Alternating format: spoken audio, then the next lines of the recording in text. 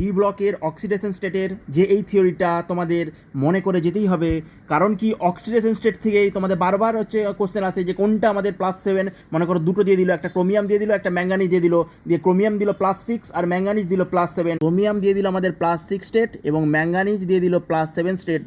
1 মিনিটের কনসেপ্ট, একটু চুপচাপ শুনে নাও, তাহলে এখান থেকে 1 নম্বর তোমার কনফার্ম, কারণ ওরা ডি ব্লকের অক্সিডেশন স্টেটের বাইরে প্রশ্ন পাই যেতেই পারবে না, এবং স্টেবিলিটি দুটোর মধ্যেই কোশ্চেন আসবে। ওকে, এটা মোস্ট ইম্পর্টেন্ট একটা চ্যাপ্টার, ভালো করে বুঝো। যখন আমরা ক্রোমিয়াম +6 +7 এই দুটো স্টেবিলিটি দিয়ে দিবে, তখন মনে করো তুমি বলে দিবে হ্যাঁ এটাও এক্সিস্ট করে, এটাও এক্সিস্ট করে, দুটো এক্সিস্ট করে, কারণ +7 এক্সিস্ট করে, কিন্তু যদি ক্রোমিয়াম +7 দিয়ে দিত সেটা আমাদের এক্সিস্ট করতো না। কীভাবে হচ্ছে এটা? মনে করো স্ক্যান্ডেনিয়াম কি জানো তো, আর্গনের পরে কি হয়? এটা ডি ব্লক, 3D ব্লক। স্ক্যান্ডেনিয়াম থেকে আমাদের একদম জিঙ্ক পর্যন্ত কি বলো, এটা 3D ব্লক, তাই তো? Scandium, titanium, vanadium, chromium, manganese, iron, cobalt, nickel, সিউ, জেডেন, কপার, জিঙ্ক। দেখো যত আমাদের গ্রুপের 21 থেকে 25-এর দিকে যাবো, যত দেখো তো 21, এটা 22 টাইটেনিয়াম, ভ্যানাডিয়াম 23, তত দেখতে পাচ্ছ এই যে +2 থেকে দেখো তো অক্সিডেশন স্টেটটা আমাদের ইনক্রিজ করার প্রবণতাটা বাড়ছে। এইভাবে একটা যদি আমরা ডায়াগোনাল টানি, দেখো তো +2 +3 +4 +5 +7 পর্যন্ত, তার মানে কি আমাদের 20 থেকে যখন 25-এ যাচ্ছি অক্সিডেশন স্টেট, সেখানে আমাদের 25 থেকে আবার 30-এ গেলাম, এখানে আমাদের কী হলো, এটা আমাদের ইনক্রিজ করলো, এটা আমাদের করলো। আবার এখান থেকে যখন 25 থেকে 30 যাব, তত ডি ব্লকে ডিক্রিজ করবে, কারণ আনপেয়ার্ড ইলেকট্রন।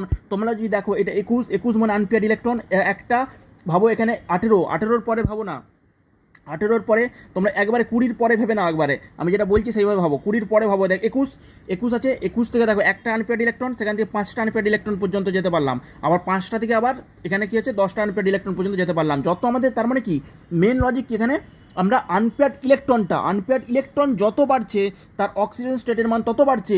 ওই জন্যই আমরা কী করবো, দেখো টাইটেনিয়াম থেকে +2 +3 +4, ভ্যানাডিয়াম +2 +3 +4 +5, ক্রোমিয়াম আমাদের +6 পর্যন্ত, ম্যাঙ্গানিজ +7 দিয়ে আবার এক এক করে কমাবো। ম্যাক্সিমাম হবে আমাদের at the middle of the position of the 3D block, the oxidation state with oxidation state of Mn will be highest, okay, and it will exhibit +7 oxidation state only, okay, at the middle আমাদের highest due to the increase of the unpaired electron from left to right if we move from left to right। তাহলে বোঝা গেল।